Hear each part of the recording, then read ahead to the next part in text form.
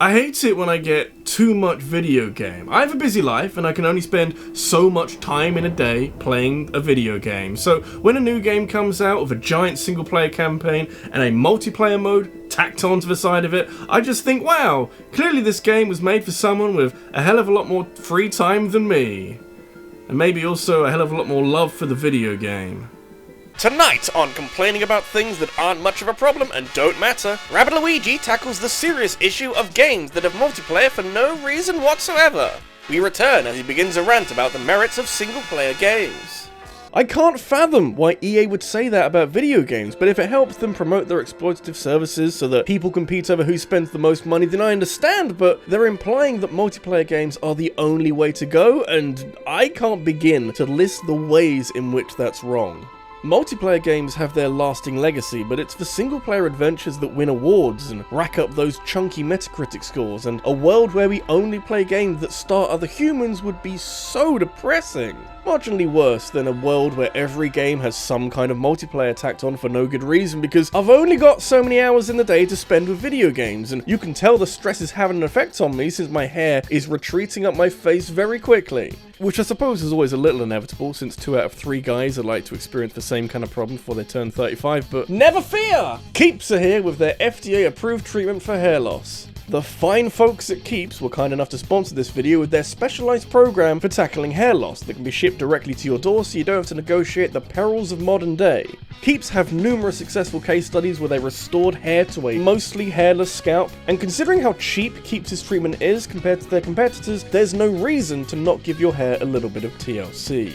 For a limited time offer, you can go to keeps.com/rabbid or click the link in the description to receive 50% off your first order. That's keeps.com/rabbid to receive 50% off your first order. Stop hair loss now before it's too late. Okay, so I suppose now I've got to talk about games that have multiplayer in them for absolutely no fucking reason. Oh, it's gonna be so pointless.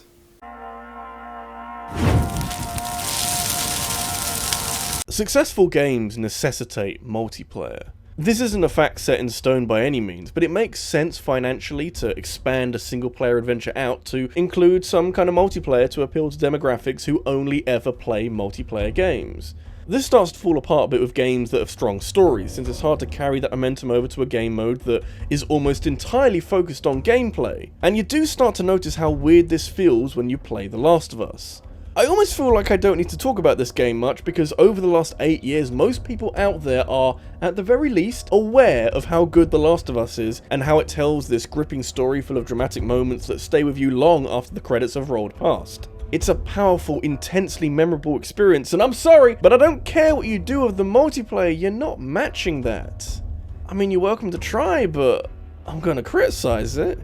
I wouldn't say that The Last of Us is completely hopeless when it comes to moment-to-moment gameplay, but its strengths lie elsewhere, and I don't care who you are or how talented Naughty Dog are, it is going to be hard to tap into some of those strengths when it comes to the multiplayer, because if you don't take ideas from the single player and work them in really nicely with the multiplayer, it ends up feeling really generic, and for a game like The Last of Us, it shouldn't.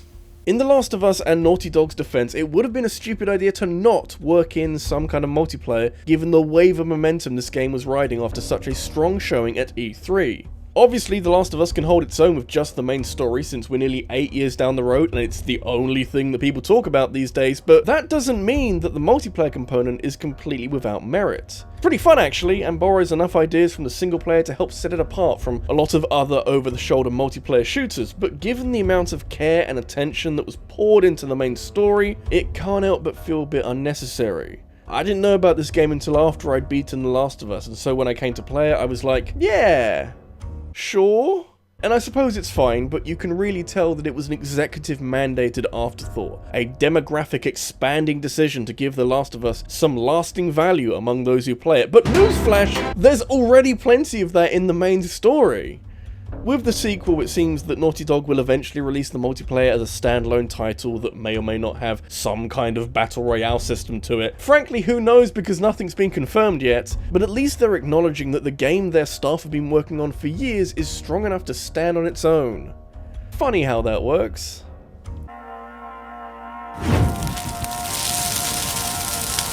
So, good video games with great stories are naturally attracted to multiplayer, yeah? Well, clearly you've never played some of the later Mass Effect games, because my god, have you ever seen something so good become tainted by bad decisions outside of the latest internet personality to do something shitty? Mass Effect Andromeda is its own pile of feces that has started to smell ever so slightly better over the years, but I don't think Mass Effect 3 will ever be satisfying enough for it to be unanimously remembered with the same fondness as the previous two games in its trilogy. A lot of people still feel very sore over how this game handled the conclusion of this exciting space saga, and it's often a bit tricky to escape how much pressure Mass Effect 3 was under to succeed after so much had been built up by past games. However, increased pressure also comes with an increase to the amount of attention the game gets from the wider world, and much like Naughty Dog with The Last of Us, BioWare would be missing a trick if they didn't try to do something multiplayer focused with Mass Effect 3. And hey, they didn't get that wrong! Just a shame about the rest of the game then. Is it cool to hate on Mass Effect 3? Because I'm probably going to do a little bit of that, but not for the reason why you think, because, you know, there's actually quite a lot to hate in Mass Effect 3, oh dear. I don't want to lay into Mass Effect 3 too much, because at this point this horse has been dead for a long time, having spent most of its life being beaten, but perhaps criticism being leveled against its multiplayer can actually salvage some pride for the much maligned single player? It's kinda hard to have any kind of discussion about Mass Effect 3 without it derailing into a complaint about the endings, but it is worth talking about how superfluous its multiplayer is. Don't get me wrong, it's not the reason why this game feels a little undercooked compared to 1 and 2, but it also isn't good enough to save the overall experience. It's strange because it works quite well, and you can tell that BioWare knew which maps from the single player would suit multiplayer down to a T, but I can't shake the thought that combat was never this franchise's strength. I mean, it definitely worked, and was entertaining when you weren't popping in and out of cover against horde of baddies, but this isn't why Mass Effect is such a household name. Imagine if you took away all the dialogue options and the morality systems that shape your adventure and just shot a bunch of dudes all game. Fun for a while, but not exactly what you're here for, and not likely to leave any kind of lasting impression. Bet you're glad that you bothered now. I think BioWare need to take a long look at themselves and realise where everything went wrong, because honestly, if you look back at their history, after they released Sonic Chronicles The Dark Brotherhood, it all went downhill from there. So what they need to do is go back to that state and just make more Sonic Chronicle games and, you know, give the world more of that. And more really terrible music!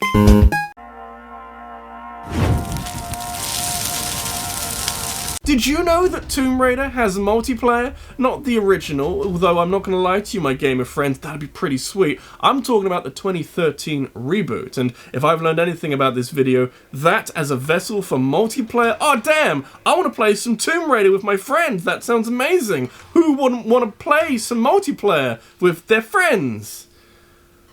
Who actually thought that? Well, I sure as shit didn't play the multiplayer because I didn't even know it existed until I researched this video, which for a part of a game that thrives off of community discussion and feedback, that doesn't bode well. Still, you can applaud Crystal Dynamics' boldness for bringing a multiplayer Tomb Raider experience into the world, but the actual boots on the ground work was done by Eidos Montreal, which would perhaps imply that a separate studio was required because of how robust the multiplayer is, but sorry, no! It's a concept born from a desire to make this new Tomb Raider universe endless, since the single player has an ending, but you can fight randos on the internet for as long as you like, but it's so bare bones that it's frankly not worth spending much time on. The concern is that this mode only exists to help push some online passes and give Tomb Raider a longevity to tie the finances over until the sequels come out, and when you start thinking that cynically, all of a sudden everything falls into place as this hastily compiled afterthought shows its true colours.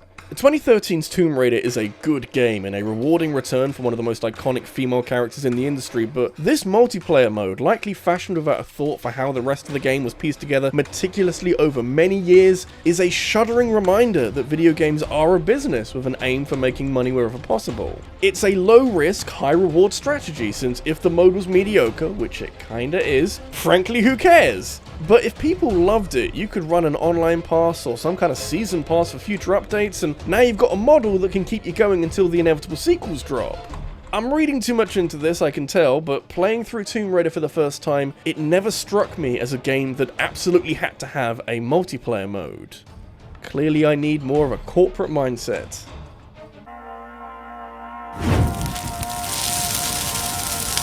Dead Space still makes me very sad. This wasn't the emotional response the devs were going for, unless you want to count distressed crying as something close enough to count, but it's very hard for me to remember this franchise with any kind of fondness when the knowledge of where it eventually led is constantly bashing me in the back of the head. The first game had a lot going for it and tapped into that sci-fi style of horror that made landmark titles like System Shock so very effective, and even though the threats in Dead Space are far removed from an evil AI that pops up at incredibly inconvenient times, the overwhelming feeling of dread and isolation is one that is very prevalent in the first Dead Space.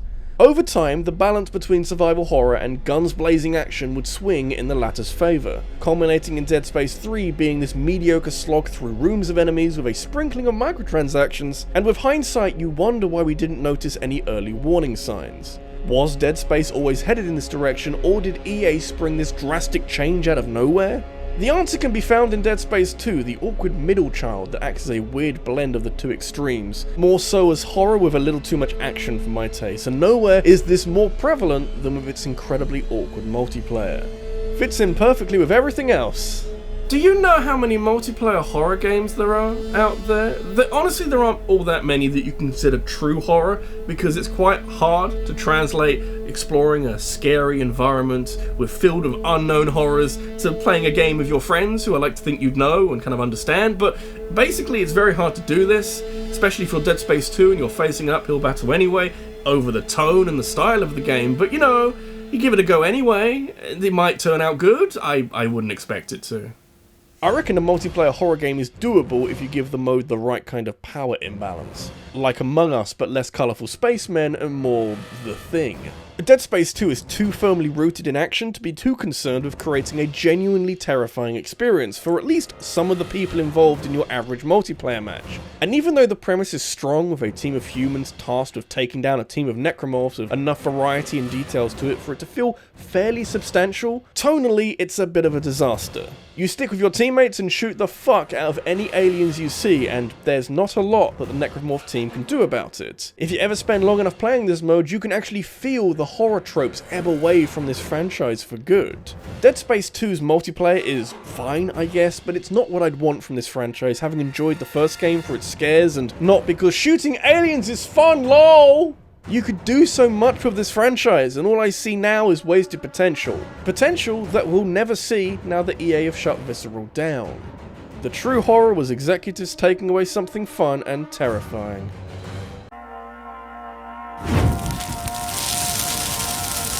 Alright, so number 1 is Spec Ops: The Line, so if you're here to fill up on memes about how this game and I are joined at the hip and that I shoehorn its inclusion into videos that don't warrant it, hopefully we can get all of them out of the way nice and early and move on to more important things. We've got shit to do, and there's some girthy irony to the fact that I often talk about how smart this game is, but here today, I'm here to actively criticize something on this disc, because damn, Spec Ops sure does a lot of its setting and its genre, but none of this effort is carried over to its multiplayer.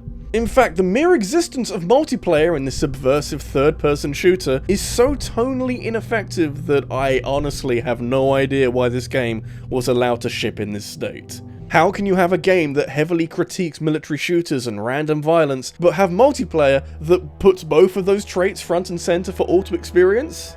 Did we play the same game?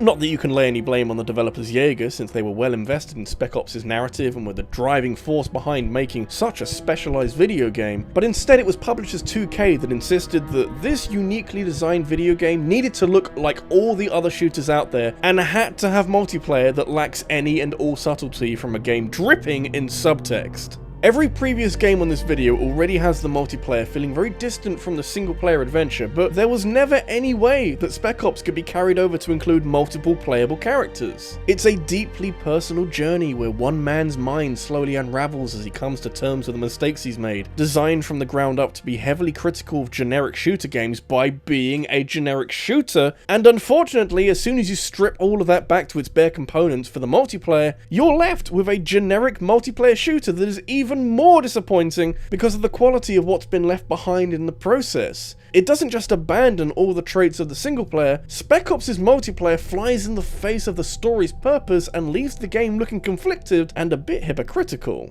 Don't mindlessly kill, killing is bad, except it isn't if you want to play with friends. Make sure you kill your friends! psychiatrists would have a field day. This RabbidLuigi and Spec Ops: For Lions multiplayer baffles me to this day, because while I fully understand that the board of directors needed to introduce multiplayer as a way of like a traditional game mechanic so people would buy this game, it's not designed around that. It's so against what this game stands for that to me it makes me feel like the directors didn't understand what Spec Ops was. Clearly they were afraid of it becoming a commercial failure, which it was, but I don't think it was ever designed to sell a lot of copies. So I sensed that, executives were angry, and we, the public, we just weren't ready.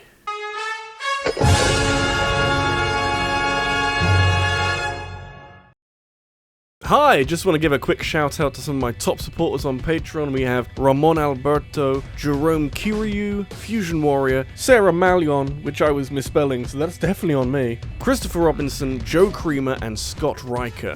Thank you all for supporting what I do on YouTube, and if you want to join them, you can go to patreon.com/RabbidLuigi, where I post updates and behind the scenes footage, and we generally have a really good time. Also, what topic would you like to see me cover next? Leave your suggestion in a comment on this video, because I'll be taking the best ideas and making a poll on my community tab, which you can then vote on to decide what the next video is about. I'll be announcing the winner of the poll over on my Twitter, so make sure you follow me so you don't miss out. Thanks for watching, and I'll see you in the next one.